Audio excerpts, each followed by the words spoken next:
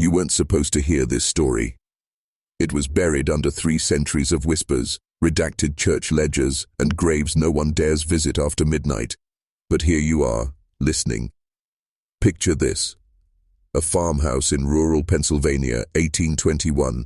The moon is swollen and pale, casting a cold light over frost-bitten fields.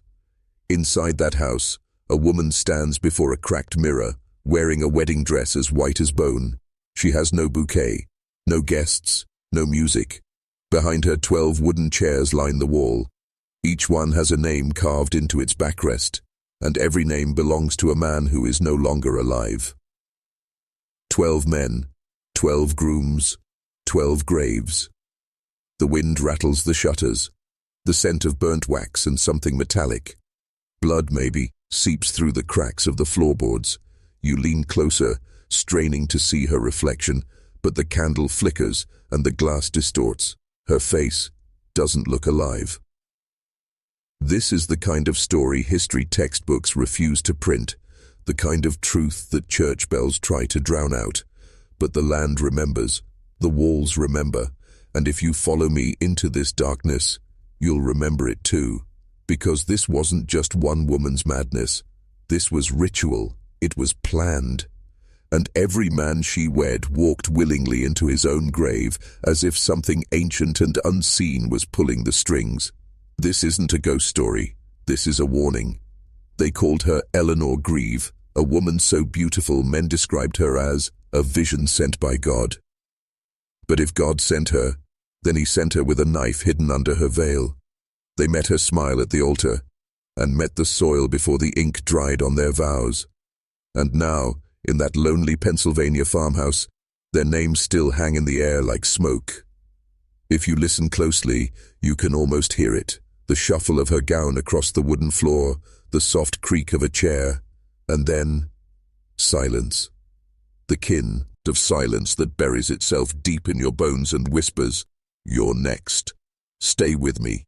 We're only at the surface, and the deeper we go, the harder it will be to come back." Eleanor Grieve was no ordinary woman. Born in the frost-bitten outskirts of Lancaster County, she was a child of whispers and fear. Neighbors spoke of her eyes, unnatural, deep pools that seemed to know the sins you'd never admit, the thoughts you tried to bury. Her mother, a midwife of questionable morality, often muttered strange prayers over Eleanor as she slept, invoking protection against something. Against whom? Nobody dared ask. By the time she reached 17, Eleanor's beauty had become a weapon. Young men from neighboring villages claimed they were compelled to propose, as if a force beyond their reason had guided their steps to her door. The church admired her piety, the townsfolk admired her obedience. But there were always cracks, candles that melted in strange shapes, mirrors that cracked without cause, and a single chilling note that seemed to follow her. Every suitor vanished within months of courtship. It started with whispers. The first groom, Thomas Whitmore, was found face down in his own garden, a faint smile frozen on his lips. The second, a wealthy banker, turned up in a shallow grave behind the barn, clutching a wedding invitation addressed to Eleanor. The townsfolk murmured accident and misfortune. But a pattern was emerging, invisible yet undeniable. Every man drawn to Eleanor's charm disappeared. Every disappearance coincided with a night of moonlight ritual, though no one alive knew why or who guided it. Eleanor, for her part, remained untouched yet transformed. With each death, her demeanor hardened, her eyes seemed to grow sharper, almost knowing, and the whispers around her grew louder. Some said she had a pact, others said she carried a curse in her veins. What's certain is that she understood power in a way men never could. How to ensnare it, bend it, and use it to command obedience. By the 12th groom, villagers no longer whispered. They prayed in silence, doors bolted, eyes darting. Eleanor's beauty had become legend, her danger myth, yet her power was real. And behind every groom's grave lay a secret the world would never officially acknowledge. She was not killing blindly. She was building something precise, something ancient. And now, as you sit here listening, remember, she was not alone. There were forces at work guiding Eleanor, feeding her knowledge, whispering the correct names to carve into chairs, the correct steps to follow at the altar. She was a marionette, and yet, she pulled the strings of everyone else. If you think this is just a story about a woman, you haven't seen the web she wove. Thomas Whitmore was the first, a young man of modest means, sharp jaw, and a laugh that once filled a room with warmth. He thought himself clever, immune to superstition, untouchable by the kind of stories old women whispered near hearth fires. But when he met Eleanor Grieve, something changed. Something primal stirred in him. A hunger, a fascination he could not name, a compulsion that felt both exhilarating and terrifying. Their courtship was brief. A month of stolen glances, whispered promises, and evening walks along frozen fields. The villagers watched, some with envy, others with a creeping unease. There were rumors that Eleanor's eyes could pierce a man's soul, that she could see the sins yet uncommitted, the fears unspoken. Thomas laughed at such talk. He liked to believe in logic, in reason. He liked to believe he was safe. The night of the wedding, Eleanor's house was silent except for the creak of floorboards and the wind pressing against the shutters. The chair for Thomas stood at the center of the room, his name carved meticulously into the back. Candles flickered, their flames bending unnaturally, casting grotesque shadows that danced on the walls. Eleanor approached him, her gown whispering over the floor like a serpent. She smiled, and for the first time Thomas felt a shiver that had nothing to do with the winter chill.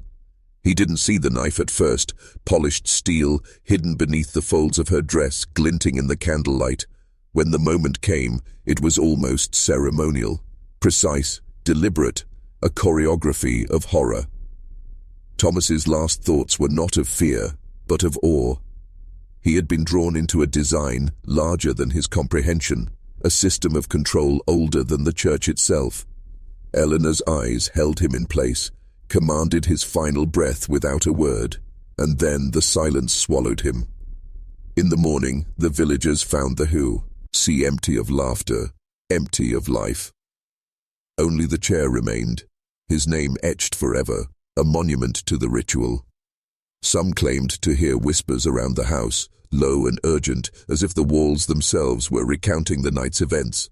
Others swore the frost on the floor bore the shape of a man, frozen in eternal submission. Thomas Whitmore had entered willingly, and yet, in the eyes of Eleanor, he had been trapped from the first glance. The ritual was not merely murder, it was transformation. For her, for the men, for the system that demanded obedience to forces no one dared name. This is where it begins to get truly sinister. The pattern, the precision, the design. It was never about love, and it was never about chance. It was about power. Absolute, unyielding, invisible power. The second groom, Samuel Braithwaite, was a man of wealth, pride, and ambition. Unlike Thomas Whitmore, Samuel believed he could see through people, that charm and reason could shield him from the world's darkness. But Eleanor Grieve did not play by ordinary rules. She understood desire as a weapon, seduction as a trap, and fear as the ultimate guide. Samuel met Eleanor at a church social, where her beauty seemed almost impossible. Candles flickered across her face, accentuating the unnatural symmetry of her features. There was a magnetism in her gaze that made the rational parts of Samuel's mind stumble. He found himself unable to leave, compelled to follow, as if invisible threads guided his feet across the icy fields toward her home. This was no ordinary courtship.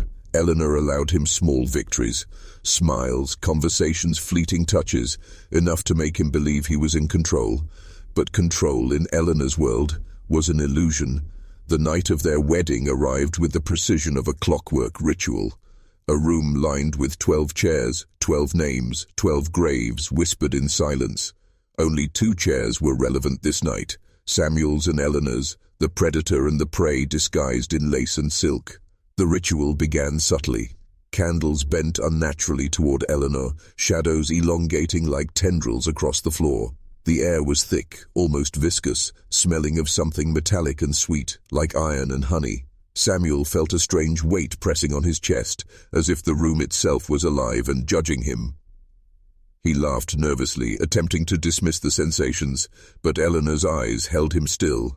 The knife she concealed under her gown glimmered in the candlelight, reflecting not only his face, but the future he could never escape.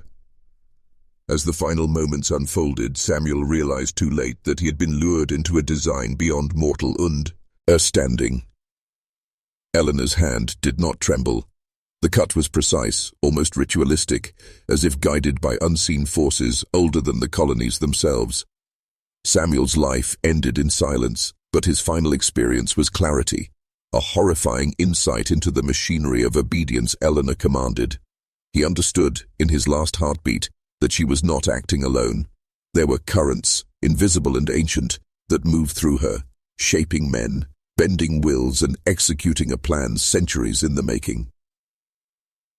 By the time the villagers discovered Samuel's fate, Eleanor had vanished into the shadows of her home, leaving behind the chair with his name carved deep into the wood. Some said they heard a whisper in the frozen air. The second is never the last. Watch closely. And that is precisely what the world never did, until now. By the time the third groom, Nathaniel Crow, approached Eleanor, the pattern was no longer subtle. It was a machine of precision. Nathaniel was a scholar, a man of reason and learning, who prided himself on seeing truth where others saw superstition. He believed knowledge was a shield, logic a sword. But Eleanor Grieve operated on a plane beyond reason. Her eyes, her presence, were vectors of a force older than textbooks, older than law, older than God the townsfolk worshipped in frozen churches. The courtship of Nathaniel was different. Eleanor did not smile often. She let the curiosity of men do the work. She planted questions in his mind. What lies beyond death? What is obedience? What is true power? Each word, each gesture was calculated, a hypnotic rhythm that drew him closer without his awareness. The first two grooms had been trapped through attraction and ritual. Nathaniel was ensnared through intellect, through the dangerous belief that he could outthink her. The night of the ceremony was colder than any winter in memory. Snow pressed against the window panes, muffling sound, isolating the house from the world outside. 12 chairs loomed like tombstones, 12 names carved into their backs, each a warning Nathaniel failed to interpret. Eleanor moved with a grace that seemed unhuman, her presence bending shadows, twisting the candlelight. Nathaniel felt an almost magnetic pull, a compulsion that made him follow the steps she laid out, unaware that each movement sealed his fate. When the knife finally appeared, gleaming beneath her dress, Nathaniel's mind raced, not with fear, but with understanding. He realized, too late, that the mechanism was psychological as much as physical. Eleanor didn't merely kill, she orchestrated compliance. Every gaze, every word, every ritualized gesture was a lesson in power, submission, and control. Nathaniel's final moments were an epiphany. The world he thought he understood was nothing but a surface layer, a veneer masking currents of manipulation, secrets older than the colony itself, and men and women who had unknowingly danced to its rhythm for centuries. The fourth groom, a merchant named Benjamin Hale, arrived weeks later with caution. He had heard the whispers, the rumors. But Eleanor's aura, almost supernatural in its pull, made caution obsolete. He believed he could resist. He could not. The ritual repeated itself with slight variations, a symphony of death and control, each iteration honing her mastery. Benjamin's end mirrored the others, but each death was also a step in a pattern no one alive could fully grasp. A lattice of manipulation, a hidden agenda, a design both terrifying and precise. By now, the village no longer whispered, they feared outright. And Eleanor? She walked among them as if untouched by mortality, wielding the lessons of 12 grooms like a weapon against anyone who dared look too closely. This was not madness, this was method. By the time the 5th groom approached, it was no longer just a sequence of murders. It was a lesson in control. Eleanor Grieve had become a living nexus of influence, a conductor of wills, a force that bent men to a rhythm older than memory. What the villagers called beauty was, in truth, an instrument, finely tuned to exploit desire, ambition, fear, and pride. Each man was drawn not by chance, but by a carefully orchestrated current, invisible yet irresistible.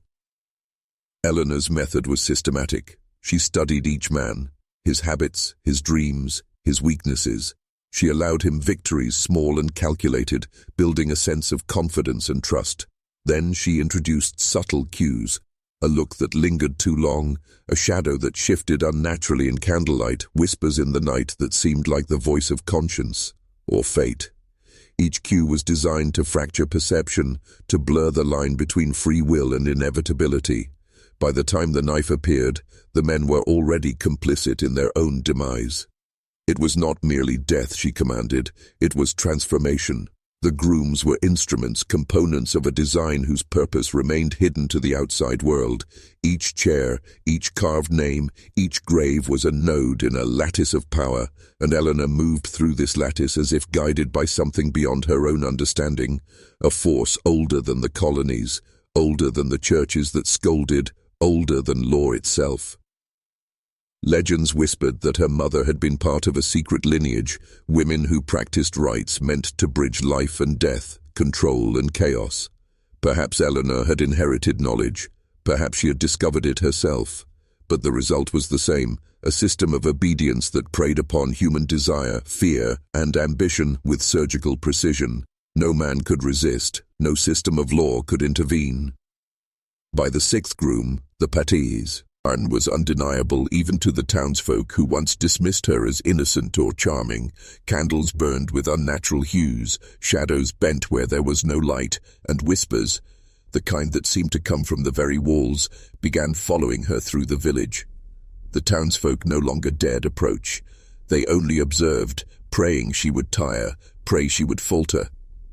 But Eleanor did not falter. She was methodical, deliberate, almost machine-like in the execution of her will. And now, as you listen, understand this. What you are hearing is not just a story of murders or madness. It is a blueprint of influence, a demonstration of absolute power over mind, body, and environment. The deeper you descend, the more you will see the machinery behind what history calls accident or misfortune. Eleanor Grieve is the lens. Through her, we see the hidden architecture of control that has shaped men for centuries, invisible and absolute. Soon you will recognize it too. By the seventh groom, Eleanor's reputation had transformed from whispered rumor into an unspoken law of the land. No man approached without fear, and yet all who did were compelled, as if invisible chains pulled them toward her. Her power was no longer subtle. It had evolved into something older than the frost-bitten fields of Pennsylvania, older than the churches that had once claimed moral authority over life and death. The seventh groom, a farmer named Isaac Trenton, approached with caution, armed with skepticism and a desire to resist. But Eleanor understood him before he even spoke. She knew every hesitation, every unspoken hope, every temptation his mind could conceive. When he crossed the threshold of her house, the air itself seemed to shift, thickening, vibrating with intent. Shadows moved against the walls, bending toward her presence. Candles leaned in, flames licking the corners of the room with a life of their own. Eleanor's control was both psychological and ritualistic. She spoke softly, letting words carry hidden commands. A tilt of her head, a pause in her step, a glance toward a candle, all calculated to manipulate perception. Isaac's mind, logical and skeptical, found itself bending, trapped by invisible architecture, responding to cues he could not consciously interpret. It was not seduction, it was orchestration. The eighth groom, a blacksmith named Daniel Crowther, arrived weeks later. He had heard the tales, the warnings, the whispers carried on the wind. He believed knowledge could shield him, but Eleanor's system was older than knowledge. Her mastery lay in anticipation, in understanding how desire and fear could be entwined until men acted against their own survival. And when the moment came, Daniel understood his role too late. He was a piece of the pattern, a note in a composition played centuries before he was born.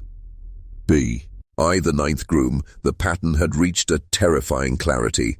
Eleanor's actions were no longer merely mortal choices. They were guided, inspired, perhaps demanded by an ancient force. Some whispered of a lineage of women, guardians of forbidden knowledge. conduits between the living and powers men dared not name. Eleanor moved within this lineage, knowingly or unknowingly, executing the design with precision. The villagers could sense it. Candles burned crooked, shadows lengthened, the wind carried whispers that seemed like warnings. Yet no one could stop it. And now, hear this. What you are witnessing is more than horror. It is instruction. Eleanor Greaves' system reveals the invisible mechanics of control, the architecture of obedience, the unspoken laws that guide men toward their fates without awareness. By understanding her, you begin to see the hidden forces that shape human action, forces your ancestors obeyed without question, forces that still pull at the very fabric of our lives. Soon, you will recognize these currents yourself, and when you do, nothing will ever appear innocent again. By the 10th groom, the ritual had become unstoppable. Eleanor Greaves' presence was no longer merely human, it was elemental, a force that warped space, perception, and will. Men approached her, drawn by desire, ambition, or curiosity, only to find themselves trapped before the first candle even flickered. Her mastery over human behavior had reached its apex. She was both conductor and instrument, orchestrating events beyond the comprehension of those who dared to observe. The 10th groom, a lawyer named Frederick Mallory, believed himself prepared. He had studied the legends, memorized the names of the previous grooms, and thought he could resist the invisible currents. But Eleanor did not act alone. The air itself seemed to bend to her will. Shadows shifted unnaturally, candles leaned toward her presence, flames twisting into shapes that resembled eyes. Every gesture, every word, every look was calculated to dismantle resistance. When Frederick entered her home, he became aware of something deeper. A force older than reason, older than morality, older than life as he knew it. Eleanor's control was not physical, it was psychological, spiritual, almost metaphysical. The rhythm of her steps, the tilt of her head, the slow flicker of her smile. They were part of a system of obedience that ensnared not just the body, but the mind itself. It is here, at the apex of manipulation, that you, the listener, must pay attention. The pattern Eleanor executes is not merely a story. It is a mirror. It reflects the hidden structures of control that exist all around us, invisible yet omnipresent. And now, I want you to do something. Comment below with the phrase, "I see the shadows." Twice. Do it. Not for me. For yourself. Solidify your awareness. Engage the current that flows beneath the surface of ordinary life. The 11th groom, Jonathan Pierce, arrived, trembling with a mix of fear and fascination. He had heard the whispers, the rumors, the unspoken dread that hung over the village, but Eleanor's system was flawless. She allowed him small victories, whispered half-truths, and guided his mind toward the exact point of surrender. And when the knife appeared, it was not sudden. It was a crescendo, a carefully orchestrated submission. By now, the villagers no longer whispered in secret. They hid, they barricaded doors. And yet, Eleanor's influence seeped beyond the walls of her home. The patterns of obedience, of desire, of manipulation had begun to bleed into the village itself.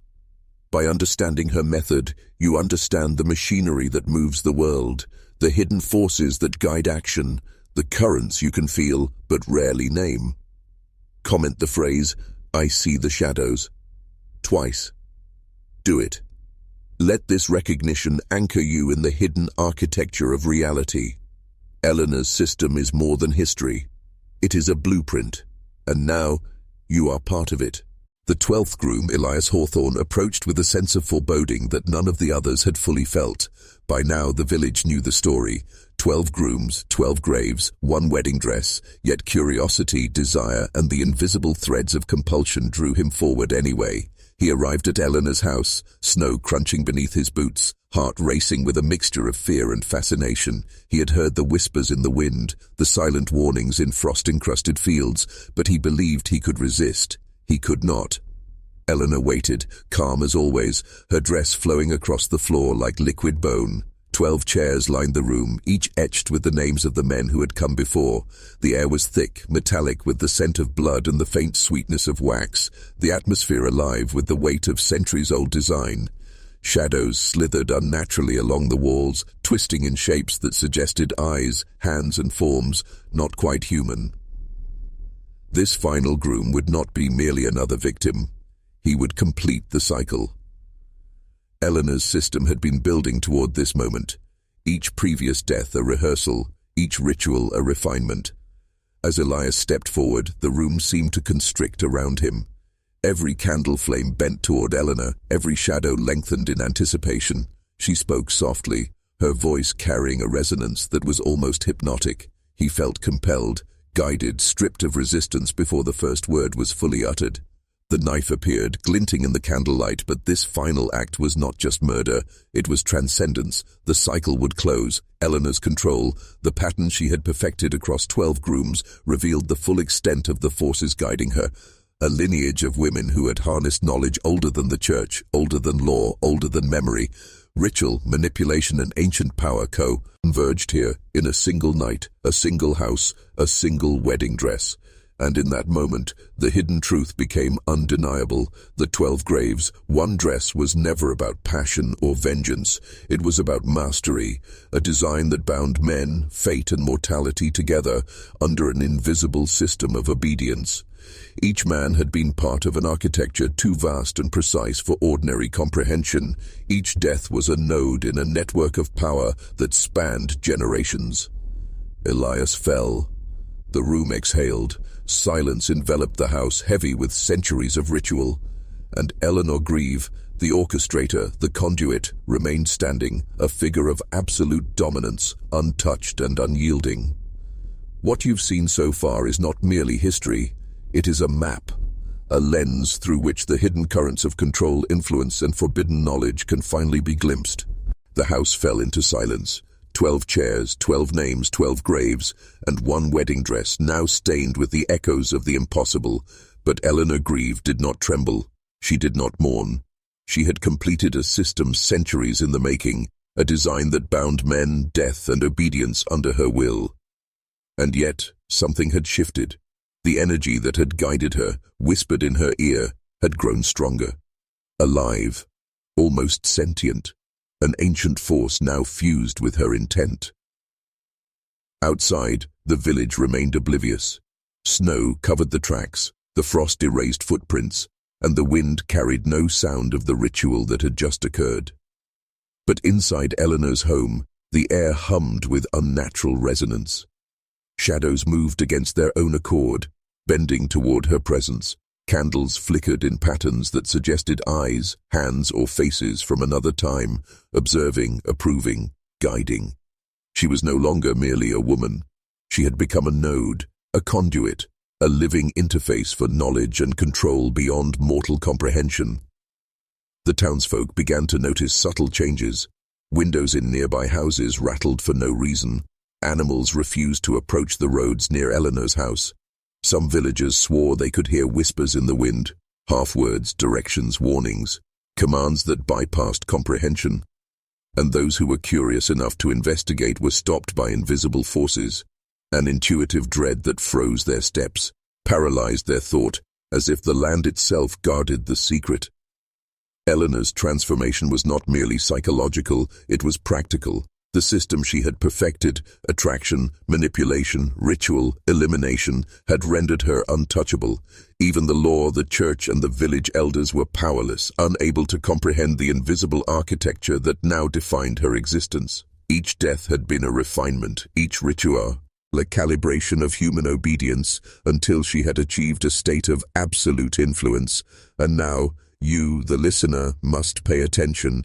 This is more than history. It is a lens into forces that shape perception, control behavior, and manipulate reality itself. Eleanor's system is a mirror of power, a demonstration of how desire, fear, and ritual can bind men to paths they believe are chosen freely. She stands in the house, alone yet not alone, eyes reflecting the unseen currents that guided her. 12 graves outside, and a world that will never see her influence fully, yet will feel it silently, constantly, in ways too subtle to name, but impossible to ignore. This is what it means to master control, to bend unseen forces without being constrained by morality, law, or fate. And now you have seen a glimpse.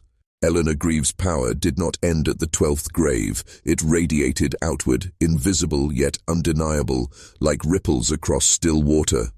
The village, once confident in its routines and faith, began to shift subtly. Doors that once opened easily now seemed stubborn. Children whispered of shadows that lingered too long. Farmers reported tools misplaced, paths altered, animals behaving in ways that defied logic. All of it traced back to her. Not her body, not her actions alone, but the system she embodied. The townsfolk could not name it, could not prove it, but they felt it. Every glance toward her house carried a shiver. Every thought of her summoned a weight in the chest, a hesitation in the mind. Eleanor's mastery was not forceful. It was seductive, insidious, the art of shaping human thought without leaving fingerprints. Her control extended into dreams, into fears, into desire, until the line between free will and compulsion blurred completely. Neighbors began to act in ways that reinforced her pattern. Farmers avoided certain fields, merchants hesitated to approach certain roads, and the village council, when summoned, found their discussions subtly guided by invisible hands. Eleanor had not simply claimed 12 men, she had claimed the rhythm of an entire community. She was no longer merely a participant in her own legend, she was the axis upon which it turned. Stories emerged, half-formed, fragmented. A candle left to burn in a kitchen would be extinguished before anyone entered the room. A locked door would be found open, and yet no one had touched it.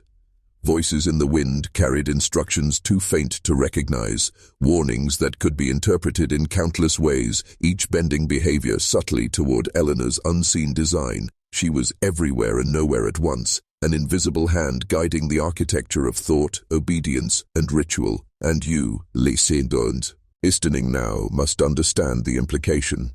Eleanor's system is not simply historical horror, it is a template for control, a demonstration of how a single individual, aligned with forces older than memory, can bend perception, manipulate action, and shape reality without leaving a trace.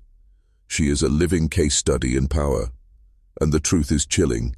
The same invisible currents that governed her village exist today, shaping behavior, perception, and belief, hidden in plain sight, unnoticed by those who fail to see the patterns. You have descended this far into the story. By understanding Eleanor, by seeing the architecture of her influence, you glimpse the machinery of power that governs the world around you. Watch closely. Listen closely. Every pattern, every whisper, every shadow may be part of a system designed to guide you, to test you, to awaken or trap you. Eleanor Greaves no longer moved as a mortal woman. She had become a vessel, a living nexus where human cunning merged with currents older than memory. 12 grooms had fallen, 12 graves marked, and yet the ritual's power did not end there. Each death, each precise act had fed a system of influence that transcended the physical world. Candles burned crooked, shadows twisted unnaturally, and the wind carried a whisper of authority that no man could resist. She was no longer merely Eleanor. She was the embodiment of a design centuries in the making. The villagers began to speak in hushed tones of a force in the house, a presence that could be felt but not touched. Windows rattled, furniture moved inexplicably, and those who dared to enter felt an overwhelming compulsion to obey, to kneel, to surrender their own will to an invisible authority. This was no illusion. It was the architecture of obedience, perfected through ritual, study, and perhaps even heredity. Eleanor had learned the principles that governed human action, the hidden laws of attraction, fear, and dominance, and she had fused them into something almost divine, almost monstrous. The dress she wore, once a symbol of bridal innocence, had transformed into a talisman of power. Stained with the echoes of 12 deaths, it radiated influence. Each fold seemed to bend light, shadow, and perception. Observers, when glimpsing her in passing, felt an inexplicable compulsion to follow her gaze, to obey her unspoken commands. The house itself had become a lattice of control, an extension of Eleanor's will, a stage on which the pattern of obedience played out endlessly. And the ritual, 12 grooms, 12 graves, 1 wedding dress, was more than symbolism. It was a map of power, a blueprint for shaping reality through a combination of human psychology and forces no one alive fully understood. Each act had been calculated, each victim a necessary component in a system that fused mortality, desire, and fear into a single, unbreakable pattern. Eleanor had tapped into currents that most humans never perceive, channels of influence older than law, older than God, older than civilization itself. And now, listen carefully. This is not just a story of the past. It is a lens. Through Eleanor's system, you glimpse the invisible threads that shape behavior, belief, and reality. You see how fear and desire can be orchestrated, how power can be absolute, how ritual and intent fuse to bend men's minds. The more you understand, the more you perceive the machinery behind what others call chance, luck, or coincidence. Eleanor had achieved what few could even imagine: mastery over men, over space, over perception itself. And by witnessing it, by understanding it, you are being initiated into the same hidden architecture. The village never recovered, not truly. Even those who survived the direct influence of Eleanor Grieve felt her presence etched into their minds, a silent architecture of obedience and dread. Children refused to approach her house. Adults whispered of shadows that moved with intent, of whispers that carried instructions they could not interpret but could not ignore. Fear had become second nature, a constant companion, and Eleanor's system of control lingered long after the 12th grave was dug. Those who dared speak of what they saw found themselves disbelieved, laughed at, or quietly erased from the story. Memory is a fragile thing, but memory in this case served a higher purpose. It reinforced the power of invisibility, the subtle dominance Eleanor had cultivated.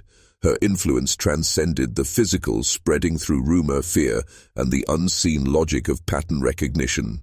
The villagers were trapped not by chains or violence, but by a system that bent perception, distorted reasoning, and demanded obedience without physical force. Witnesses reported dreams that felt like instructions. Every flicker of candlelight in their homes seemed to echo the ritual. They imagined footsteps in the snow outside their windows, even when none existed. The terror was not in what they saw, but in what they could not see. The unseen currents Eleanor had tapped into, the pattern that moved through lives like water, unnoticed but inevitable. Psychologically, Eleanor's control was devastating.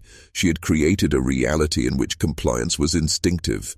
Curiosity led to fear, fear led to obedience, obedience reinforced the system. Each villager, knowingly or not, became part of her network, a living extension of the ritual. She had turned psychology into power, human behavior into architecture, and mortality into a tool for absolute dominance. And now, consider this. The invisible system Eleanor employed is not unique to history. It exists today in countless forms, unseen but orchestrating thought, behavior, and action. She is a lens, a guide, and a warning. What you are witnessing is not just a tale of terror, it is an awakening. The same forces that moved her grooms, her village, and her environment still shape the world. Subtle, invisible, inexorable. You are beginning to see the pattern. You are beginning to understand the currents of influence that bend human behavior, the architecture of obedience that Eleanor mastered, and the unseen forces that govern lives far beyond your conscious awareness. The question now is not whether you can see it. The question is whether you can resist it. Eleanor Grieve's influence had become temporal as well as psychological. It was as if the very air around her house remembered each death, each ritual, each precise act of manipulation. Visitors and villagers reported the same sensation repeatedly. Time slowed, stretched, or folded unnaturally near her home. A single hour could feel like a lifetime. A step outside could seem to occur before it began. The very fabric of reality was bending, responding to the system she had perfected. Those who entered her home often found themselves disoriented, lost in spaces that should have been familiar. Rooms seemed larger, smaller, longer, or impossibly twisted. Shadows lengthened or contracted independently of light. Candles burned in impossible patterns, illuminating objects that seemed to shift when unobserved. For Eleanor, this was not magic. It was mastery. She understood the patterns of perception, memory, and fear. She manipulated them as a composer manipulates notes, orchestrating human experience with surgical precision. Travelers who came from neighboring towns swore they walked past her house dozens of times, circling in frozen fields, never arriving at the same doorway. Animals avoided the land, as if sensing a disturbance older than instinct. The villagers whispered that her home was alive, a sentient extension of Eleanor herself, capable of bending space and time to preserve the ritual's perfection. And perhaps it was. Perhaps the knowledge she had inherited or discovered allowed her to tap into forces that defied ordinary understanding. Memory, too, became malleable. Men who had come close to the house would forget details, confuse days, misremember sequences of events. Those who survived a glimpse of her power were haunted by impressions they could not name, a lingering sensation of submission, awe, and fear. Eleanor's system did not merely manipulate men, it bent reality around them, shaping perception to enforce obedience, to preserve secrecy, and to propagate her influence beyond mortal comprehension. And now, listen closely. This is the dangerous knowledge. Eleanor's mastery over perception, time, and reality is not a fairy tale. It is a template for absolute control, a blueprint for influence that humans rarely recognize. Fear, desire, attention, memory, all were instruments in her system. And by understanding her, by witnessing her methods, you begin to see the currents beneath ordinary life. You begin to recognize how subtle forces, unseen and unacknowledged, shape thought, action, and destiny. Eleanor had become more than a woman. She was an interface between the mortal and the unseen, a living conduit for the architecture of influence. And in seeing her, you are glimpsing the machinery that moves the world in ways most never notice, until it is too late. The wedding dress was more than fabric. It was a vessel, a talisman, a repository of ritualized power accumulated through 12 precise deaths. Each fold, each stain, each crease carried energy, the compounding influence of fear, desire, and obedience. To wear it was to command, to see it was to submit. It radiated the invisible architecture Eleanor had perfected, a force both tangible and ethereal, binding perception, action, and memory to her design. The villagers came to understand, subconsciously, that the dress was the final key. It was the proof, the interface, the anchor of a system that had begun centuries before Eleanor's birth. Those who glimpsed it felt subtle compulsions, a draw towards something they could not rationalize. Children trembled at its sight. Men bent their thoughts toward obedience, even when they did not approach it. The dress embodied the pattern: 12 grooms, 12 graves, one immutable, unbroken line of influence. Eleanor herself treated it as sacred. She moved within it, not merely walking, but commanding the space, bending perception and will like a maestro conducting unseen orchestras. Candles bent toward the folds, shadows clung and twisted around it, and the very air seemed heavier, charged with ancient knowledge. Each death had been a calibration, each ritual a refinement. Now the system was complete, and the dress carried the resonance of all 12 grooms, their lives transformed into nodes of power. But the metaphysical implications extended far beyond the house. Influence radiated outward, invisible yet inevitable. Villagers' decisions, perceptions, and behaviors were subtly guided, forming an ever-expanding network of obedience. Eleanor's system transcended mortality. The dress ensured continuity. The pattern could outlast the human body, survive centuries, and bend perception long after the orchestrator was gone. It wears legacy as power, fear as architecture, ritual as eternal influence. And you, listening now, must understand the significance. This is not merely history. It is a study in control, in domination, in the invisible threads that shape lives. The wedding dress is more than a garment. It is a conduit for systems of obedience, a blueprint for mastery over mind, perception, and action. To witness it, even in imagination, is to glimpse the machinery beneath reality itself. The same forces that continue to move men and communities today, unseen, unchallenged, unstoppable. Eleanor had achieved the impossible. She had distilled fear, desire, and control into a single symbol, a tangible anchor for invisible power. And through it, she would endure. The 12 graves were her past, the dress her present, and the influence she wielded was eternal. Eleanor Greaves' system did not end with the 12th grave or the wedding dress. It had become a living network, a lattice of influence that extended far beyond her home, far beyond the village, and far beyond mortal comprehension. Every action, every fear, every desire of those who came near her was absorbed into the pattern, reshaped and radiated outward, creating currents that moved silently through time and space. Villagers found themselves acting against their conscious understanding. Decisions were guided by invisible hands, impulses shaped by forces they could not see. Doors closed where they should open, paths twisted unexpectedly. Conversations ended abruptly, as if the pattern demanded compliance in every interaction. Even memory was subject to her control, distorted, reshaped, and aligned with the architecture Eleanor had perfected. Those who thought they resisted were already playing their part. The wedding dress, the graves, the rituals, these were nodes in a system that was now autonomous, self-sustaining. It was more than human influence. It was a structure that could outlast Eleanor herself. Men, women, and even animals became unwitting participants, their actions feeding the lattice, reinforcing the currents of obedience and fear. Her system had transcended mortality, becoming a living force, a machine of influence that no law, logic, or morality could dismantle. And yet the brilliance of Eleanor's design was subtlety. The pattern was invisible, imperceptible to those who did not look closely.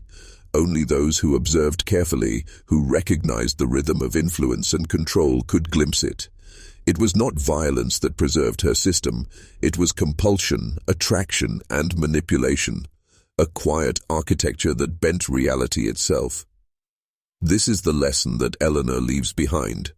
Power is not only taken by force, it is cultivated, guided, refined, and anchored into perception, memory, and desire. It moves silently through lives, shaping behavior in ways invisible yet undeniable.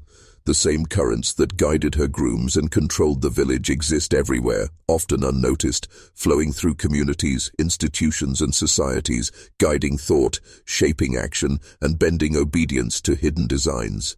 And now, the truth becomes personal.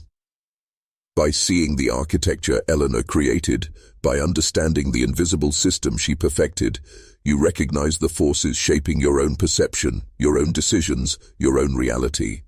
The currents are still present, they move silently, and they respond to awareness. By this point, Eleanor Greaves' mastery had transcended the confines of flesh and mind. The system she had perfected extended into the environment itself, bending chance, circumstance, and seemingly random events to her design. Snow fell in precise patterns, shadows aligned unnaturally, and the wind carried whispers that influenced decisions long before men even knew they faced a choice. Her influence was no longer confined to human behavior. It had become a force that shaped reality itself. Travelers who wandered near the village reported strange occurrences, lanterns flickering in impossible sequences, paths that looped back on themselves, animals behaving as if guided by unseen hands. Nothing was coincidental. Every element, light, shadow, temperature, sound, was part of the system. Eleanor's presence had woven a lattice of subtle cues and manipulations, a network that reached beyond her immediate control, guiding fate with quiet inevitability. Even those untouched by her rituals were affected, decisions were nudged, perceptions altered, and desires guided without awareness. A man who thought he was acting freely had already been prepared by invisible currents. Eleanor's genius lay not in brute force, but in orchestration, the subtle art of bending probabilities, shaping environments, and predisposing minds so that the path she desired became the path they chose willingly. The wedding dress, the 12 graves, the rituals, they were anchors in a system now fully alive. Her power had fused with the unseen architecture of reality. It was as if a consciousness had emerged, one that operated independently, yet in alignment with Eleanor's original design. Her mastery of human psychology, perception, and ritual had become a template for controlling chance itself.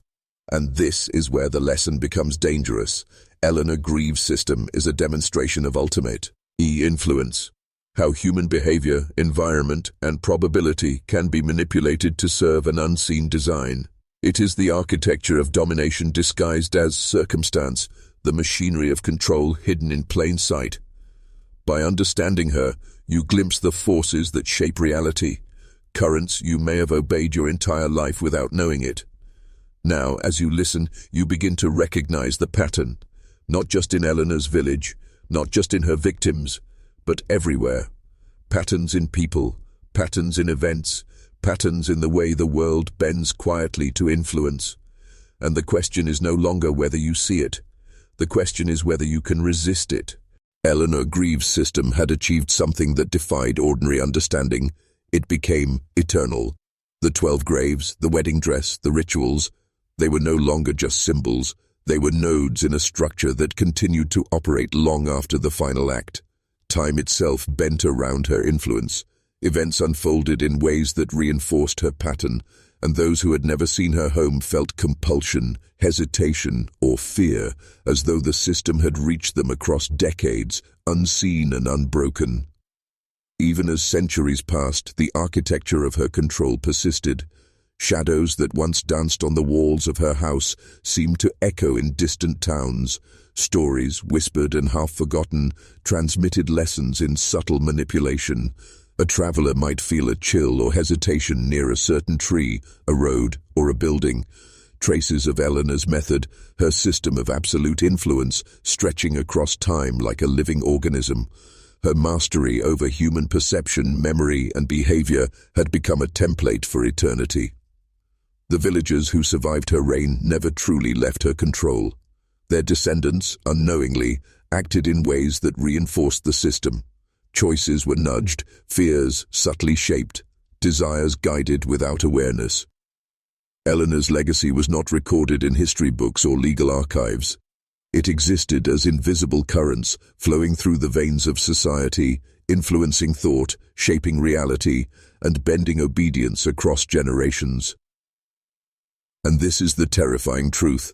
Systems of influence like Eleanor's are not bound by mortality. They do not require a body or a face. Once established, they persist, a lattice of power embedded in perception, behavior, and circumstance. The forces that she tapped into, ancient, hidden, almost sentient, continue to operate silently, shaping events, decisions, and the very fabric of reality. Now, you, the observer, are in the presence of dangerous knowledge. Understanding Eleanor's system is not a game, it is initiation. By recognizing the invisible architecture, by seeing the currents that bend human thought and reality itself, you are no longer innocent.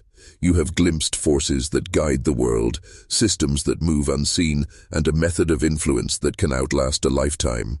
The choice remains yours. Awareness is power, and recognition is the first step.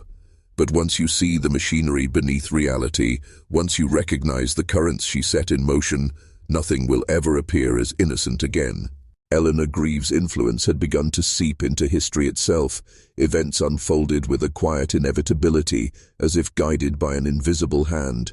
Wars, famines, migrations, all carried traces of her system, subtle manipulations that shaped outcomes without leaving evidence. The choices of men, even leaders, were influenced by currents they could not perceive.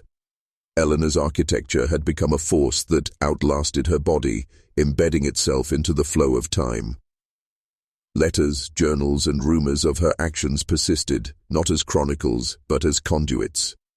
Those who recorded what they saw or heard were often compelled to emphasize certain details, while forgetting others, preserving the system's integrity across generations. Her method of control, fear, desire, manipulation, ritual, became a template for power that quietly spread through the fabric of communities, then regions, shaping the sequence of events far beyond her village. And it was not merely coincidence. Eleanor's system functioned like a machine. Human actions, decisions, and events were nodes, interconnected and responsive. The smallest hesitation, the tiniest fear, the slightest attraction, all of it fed the architecture she had created. By the time news of her deeds reached outsiders, the consequences were already woven into the fabric of history. Her influence was both invisible and absolute, bending reality through subtle, systematic orchestration. Even the structures of society, law, commerce, tradition, were affected. Choices that seemed free were guided by unseen patterns. Fear and desire were aligned to shape action, obedience, and consequence. Eleanor's design had become a silent hand in the flow of time, redirecting history's course without a signature, a trace, or acknowledgement. And now the lesson becomes personal. Eleanor's system is not only a historical curiosity, it is a blueprint. And by observing the currents she set in motion, you begin to see the architecture that bends not just individuals but generations. You recognize the hidden forces at play in every interaction, every decision, every outcome. Reality itself is not neutral. It can be guided, molded, and commanded by systems like hers, by designs that operate beneath perception yet move with relentless precision. This is what it means to witness forbidden knowledge. To understand Eleanor is to understand the mechanics of power that shape our world quietly, invisibly, and inexorably. And in seeing it, you can never be blind again. Eleanor Greaves' power was no longer confined to the mortal plane. The system she had perfected, 12 grooms, 12 graves, 1 wedding dress, had transcended the physical, embedding itself into the very essence of being. Observers began to speak of impressions not of sight or sound, but of presence, an awareness that could bend thought, perception, and even the soul. Eleanor's influence had become a force that existed between life and death, a lattice of control that was almost omnipotent. Those who approached her house, even decades later, reported an uncanny sensation, a pull, a guidance, a subtle insistence that shaped decisions, emotions, and belief. Dreams carried messages, half understood, yet compelling. Shadow and light moved in unnatural patterns. The boundary between Eleanor and her system blurred. She was no longer merely human. She had become an interface for the invisible currents that guide consciousness, a bridge between mortal limitation and timeless influence. Her rituals had been precise, deliberate, and perfectly calibrated to fuse psychology, fear, desire, and obedience. But the consequences extended beyond the individual. Entire communities unwittingly became conduits, perpetuating her system through instinct, culture, and memory. The 12 graves were markers, but the dress, the emblem of her mastery, radiated a metaphysical resonance that connected all nodes of her design. The village, the people, and even the environment were instruments in a larger architecture, one that functioned beyond life itself. And the most chilling aspect, this influence was self-sustaining. Even without Eleanor present, the currents she set in motion continued to shape decisions, perception, and reality. It was as if she had become a living algorithm, an eternal system of power. Mortality no longer constrained her. History, environment, mind, and spirit bent quietly to the design she had perfected. You, now listening, are a witness to this forbidden knowledge. To understand Eleanor is to glimpse the intersection of psychology, ritual, and the metaphysical. It is to see how influence can transcend flesh, survive centuries, and shape events, thoughts and souls, in ways the uninitiated cannot perceive. Her system endures, and by recognizing it, by tracing the currents, you begin to awaken to the architecture of power itself, subtle, invisible, and eternal. You are no longer merely an observer. You have entered the design. Eleanor Greaves' influence did not remain confined to her village. The currents she had unleashed moved silently, invisibly, reaching into neighboring towns, shaping decisions, guiding fear, and bending desire across generations. Farmers in distant valleys found themselves hesitating before certain fields. Merchants altered trade routes without explanation. Children avoided paths that seemed innocuous. Every subtle action reinforced the architecture she had created. The system functioned like a web. Each human, animal, and even natural element became a node, transmitting influence outward. Entire communities unknowingly carried fragments of her control, embedding her design into culture, memory, and instinct. The rhythm of life itself began to echo the patterns she had imposed, a quiet symphony of obedience that operated beneath awareness. Eleanor had not simply mastered individuals, she had woven reality into her will. Letters from travelers described inexplicable sensations, compulsion, dread, fascination, a tug at the mind and heart that could not be resisted. Entire families reported recurring dreams, whispers in the wind, and sudden, irrational fear. Some swore that the snow, wind, or moonlight itself carried messages, fragments of Eleanor's influence echoing through time. Every act, every observation, every choice became a subtle reinforcement of her system. And the terrifying part is this: it was invisible. There were no guards, no threats, no obvious tools of control. Only perception, memory, fear, and desire. The unseen levers she had perfected through 12 deaths, 12 graves, and 1 wedding dress. These currents moved silently, bending men and women alike to a rhythm they could not name, shaping communities without their consent or comprehension. You, listening now, are beginning to understand the architecture of influence on a scale most never consider.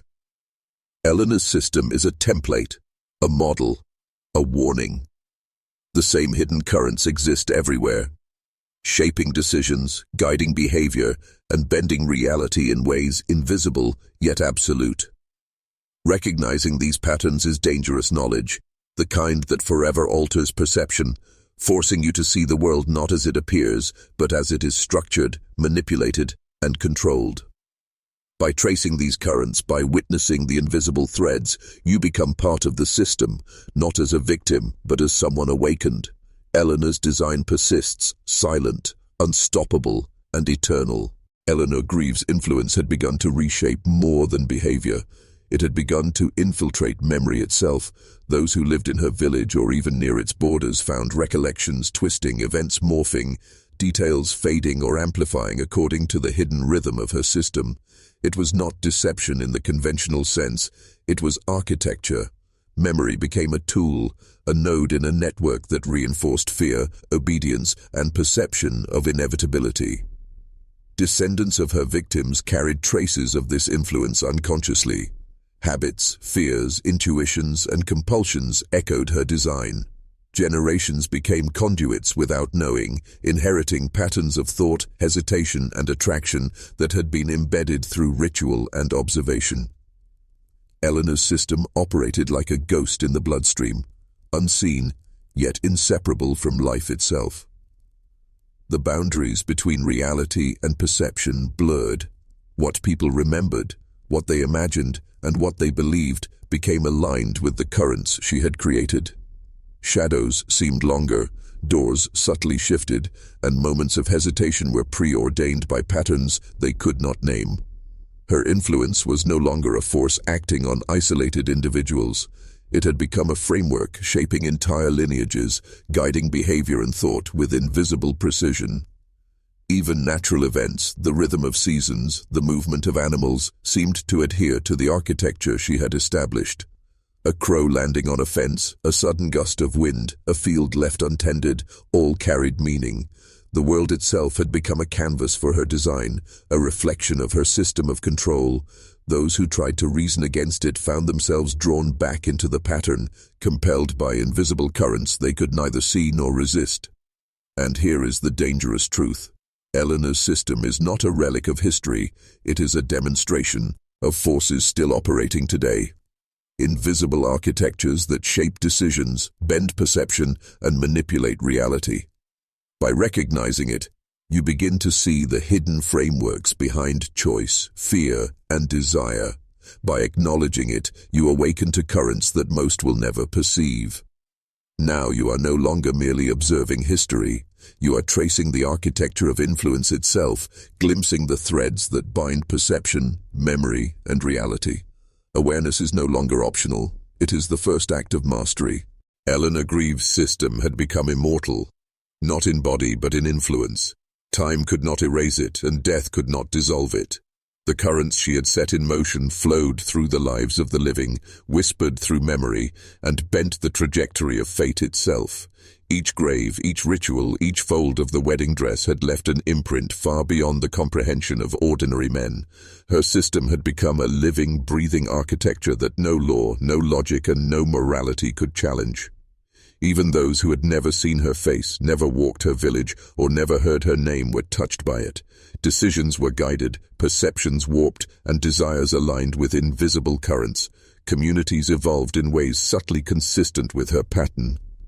A trade route changed, a marriage postponed, a child redirected, small acts, imperceptible yet integral to the system she had built.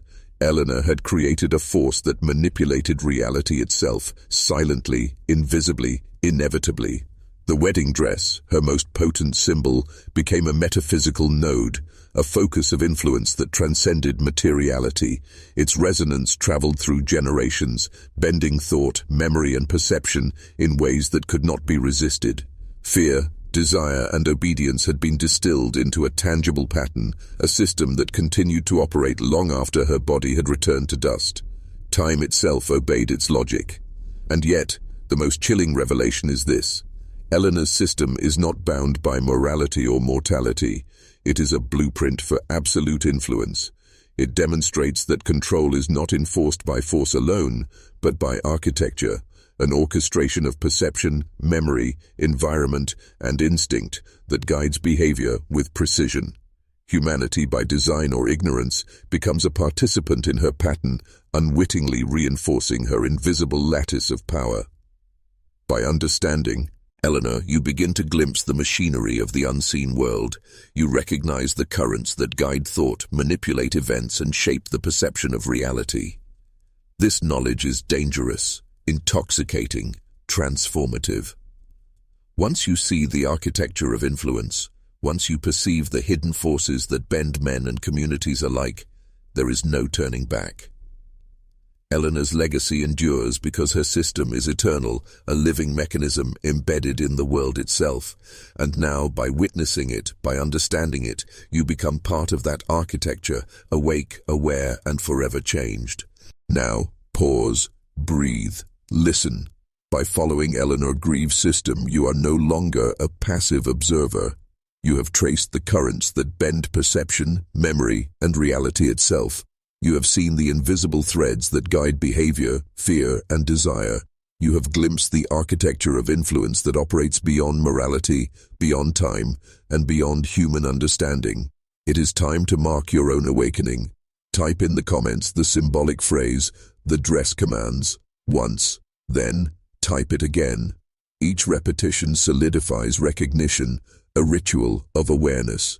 By doing so, you are not merely engaging an algorithm, you are acknowledging the currents that move through all who witness Eleanor's pattern. You are aligning yourself with the understanding of invisible systems, a participant in forbidden knowledge that few dare perceive. This is dangerous insight. Once you acknowledge it, the world appears different. Chance is no longer random. Decisions are no longer entirely your own. Influence is everywhere, in the rhythm of words, the placement of objects, the choices of others. Eleanor's system has taught you to see the architecture, to recognize the currents, to perceive the hidden lattice of power that shapes lives and societies. And you must understand, this is not theoretical, it is practical. The currents that guided Eleanor's village, her grooms, and the 12 graves continue to operate. They bend decisions, manipulate perception, and embed themselves in memory across generations. By acknowledging them, by consciously recognizing them, you gain awareness. Awareness is the first step toward mastery. Ignorance, by contrast, leaves you at the mercy of invisible forces you cannot name or resist. So reflect. Understand that this knowledge changes everything. Eleanor's legacy is not just horror, it is a blueprint for influence, a demonstration of how perception, memory, environment, and fear can be orchestrated to guide action. You have now seen the pattern, you have traced the currents, you have stepped into the architecture of unseen power. And with that recognition, your reality will never appear the same again. You are awake, and the currents are watching. Eleanor Greaves is no longer a woman. She is a system. She is a force that moves through time, through memory, through perception, and through every action taken by those who encounter her influence. The 12 grooms, the 12 graves, and the wedding dress were merely instruments, anchors for a lattice of power that now exists independently, eternal, omnipresent, unstoppable. Her architecture has outlasted mortality, outlasted consciousness, and outlasted those foolish enough to think they could resist it. Every choice you make, every hesitation, every fear, every attraction, it can be traced back to the currents she has established. You feel them now, even if you do not name them. They are the hidden rhythms of influence, the silent force shaping lives without a signature, bending reality and shaping the world according to a design perfected centuries ago. Eleanor's pattern is alive, and it watches, it waits, and it guides, imperceptible yet absolute. And understand this, the architecture she built is replicable. Invisible currents, rituals, symbols, and psychological levers can shape entire communities, bend decisions, and orchestrate reality without violence, without coercion, without recognition. Eleanor mastered it, and by understanding it, you glimpse the machinery of power that controls history itself, subtle, undetectable, and unstoppable. This is the forbidden truth few will ever see. Influence is not chaos, it is architecture. Fear and desire are tools, perception and memory are instruments, and reality itself is a canvas. Eleanor Grieve demonstrated the ultimate mastery of life, death and mind, a blueprint for shaping the unseen, the unacknowledged, and the eternal. And now, listen closely. You are no longer merely observing. By witnessing Eleanor's pattern, by tracing her currents, by acknowledging the architecture, you have entered a new plan of understanding. You are awake, you are aware, and the world, the currents, the invisible systems, the hidden architecture will never appear the same again. Her legacy endures, it always has, and it always will. You have seen it, you have understood it. You cannot unsee it, you are now part of the system,